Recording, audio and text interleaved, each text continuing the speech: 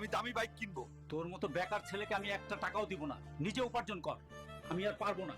আমার বাবা আমাকে বেকার পোলা ভাবে,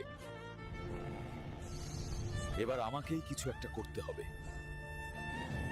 সবাই শুনো, এই দানব মানকে যে হারাতে পারবে তার সাথে জমিদারের মেয়ের বিয়ে হবে আর দেওয়া হবে দামৌ বাইক আর 15। এবার সময় চলে এসেছে নিজেকে প্রমাণ করার। তোমরা আমাকে শক্তি দাও, ভিডিওটা লাইক আর সাবস্ক্রাইব করো।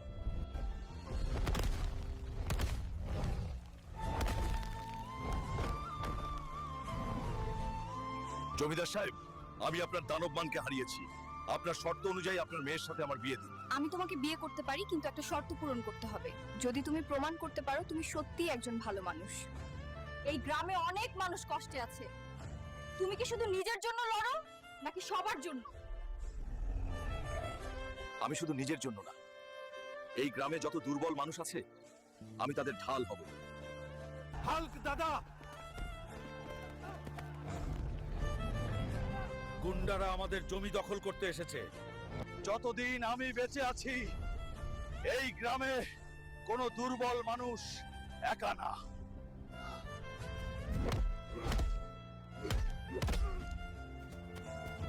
তাহলে তুমি শুধু দানব হারাওনি, তুমি মানুষের মনও জিতেছো।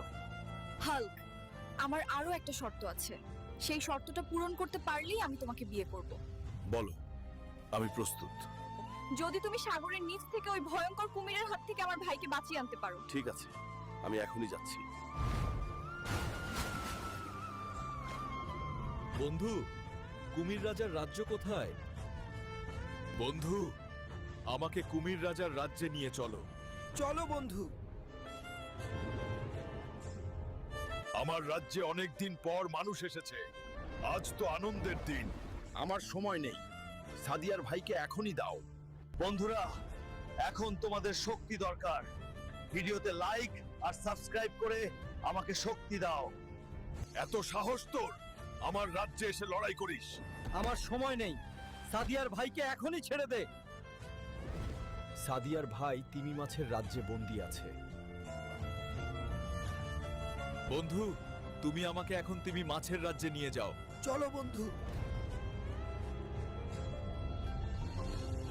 মহারাজ, আমাদের রাজ্যে একজন মানুষ এসেছে।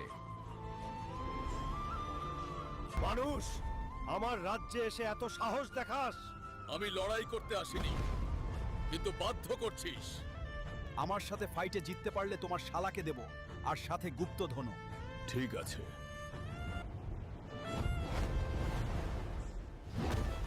আমি আবার আসব গুপ্তধনের জন্য। এই নাও, তোমার শালাকে নিয়ে যাও আর আমার রাজ্য ছেড়ে চলে যাও। তুমি আমার ভাইকে এনে দিয়েছো, এর জন্য ধন্যবাদ। আমি কৃতজ্ঞ, কিন্তু আমি তোমাকে বিয়ে করতে পারবো না। তুমি গরিব, আমি জমিদারের মেয়ে। কি আমাকে গরিব বললি?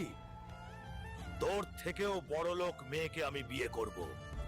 এখন আমাকে ওই গুপ্তধনগুলো দাও, গুলো দিয়ে আমি ধনী হব। যাও, আমার বন্ধু অক্টোপাসের কাছে যাও, সে তোমাকে গুপ্তধনগুলো দিবে। বন্ধু, এখন আমাকে অক্টোপাসের কাছে নিয়ে যাও। চলো বন্ধু, অক্টোপাসের রাজ্যে নিয়ে যাই তোমাকে। নাও, সব গুপ্তধন নিয়ে যাও। এইগুলোর দাম 1000 কোটি টাকা। তাহলে দাও, আমাকে এখনই আমার টাকা দাও। এই টাকাগুলো নাও, আমাকে একটা ল্যাম্বরগিনি দাও।